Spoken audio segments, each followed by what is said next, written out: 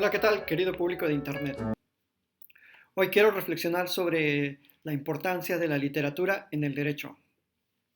La primera pregunta para entrar en materia sería saber si existe acaso una visión que desde la literatura se tenga de los abogados en general del papel del operador del derecho. Y la respuesta es que sí, existen algunos estudios que ya han retratado cómo la literatura ha tenido desde los trágicos griegos, desde algunas comedias incluso también de Aristófanes, una visión sobre la ley, la justicia y el papel de los abogados. En Roma no fue la excepción, podemos encontrar algunos poemas de Horacio, algunas reflexiones de Quintiliano sobre el papel del abogado en el foro. Y obviamente que no salimos muy bien librados, que digamos, más adelante, también durante la Edad Media, siempre se ha criticado el papel del abogado. Thomas More, en su Utopía, también critica el exceso de leyes y cómo este exceso de leyes pues, no es más que un sinónimo quizás de la corrupción que impera en un país. En este caso, Thomas More critica pues, el imperio británico. Y claro, existen también en la literatura hispana algunos acercamientos, y los más clásicos a veces que se nos enseñan en las facultades son, o que se nos mencionan, más bien porque no se nos enseñan, el proceso de Franz Kafka, Crimen y Castigo de Dostoyevsky, El juicio de Cristo, que escribió don Ignacio Burgoa. Y bueno, El alma de la toga es un superclásico de la literatura jurídica, digamos, pero pues no es mi intención tampoco entrar en el análisis de estos clásicos, sino hablar de una literatura más fresca, más renovada, más reciente, más acorde a estos tiempos tan salvajes y a la vez pues vibrantes en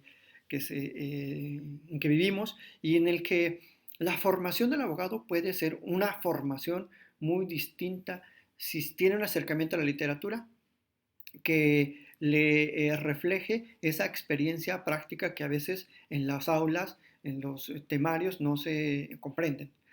Bueno, en ese sentido me voy a referir principalmente a unos libros de dos autores alemanes y también a una obra de un autor mexicano.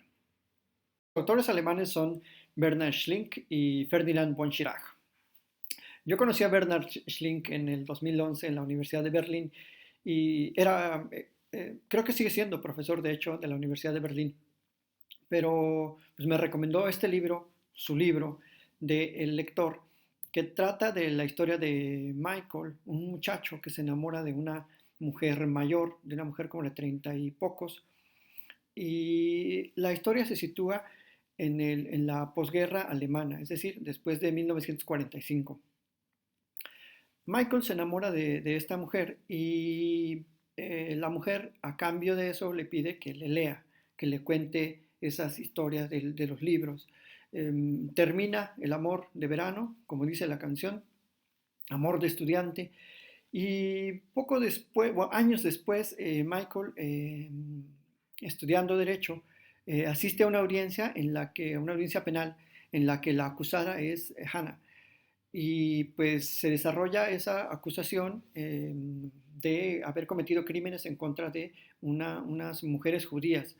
Eh, la declaran culpable, por supuesto, y la prueba fundamental para declararla culpable es una prueba pericial en materia de caligrafía, o más bien la falta de aceptación de Hannah para dar las muestras para hacer la prueba caligráfica. Mm, Por lo tanto, Ana va a dar a la cárcel a purgar su condena y estando ahí, Michael pues se siente solidario, digamos, recuerda aquellos buenos tiempos del amor y le empieza a grabar muchos libros y se los manda a prisión. La trama termina en que Ana está a punto de salir de la prisión y pues bueno, ahí les dejo la historia para que ustedes la lean o la puedan ver porque incluso esta historia está tan bien escrita, tan sumamente narrada con una maestría que solamente pueden tener esos grandes literatos, que se llevó al cine. La protagonizó Ralph Fiennes y Kate Winslet. Así que, pues también, si no tienen tiempo de leer el libro, pueden ver la película. Los otros libros, que son una serie de relatos cortos a manera de cuentos cortos, son escritos por también un jurista alemán, un abogado defensor en materia penal, que se llama Ferdinand von Schirach. Ferdinand expone en estos tres obras que se llaman Crímenes, Culpa y Castigo, una serie de relatos cortos también que tienen que ver con pues, todos los avatares de diversos procesos penales. Los expone con una sencillez muy preclara, con una narrativa magistral, porque incluso deja entrever pues, los problemas del sistema judicial alemán, los absurdos y la rareza también de algunos casos y de algunos crímenes que se cometen en todos los contextos, desde un robo de un cuenco japonés hasta un asesinato de dos neonazis cometido por un aparente hombre muy tranquilo, pero que es un asesino a sueldo en una estación de tren en Berlín. Entonces, Ferdinand, me llama la atención que en estos tres libros, tiene más obras, pero estos tres son los que a mí me han gustado. Crímenes, que tiene 11 relatos, Culpa, que tiene 15, y Castigo, que tiene también 12 cuentitos cortos.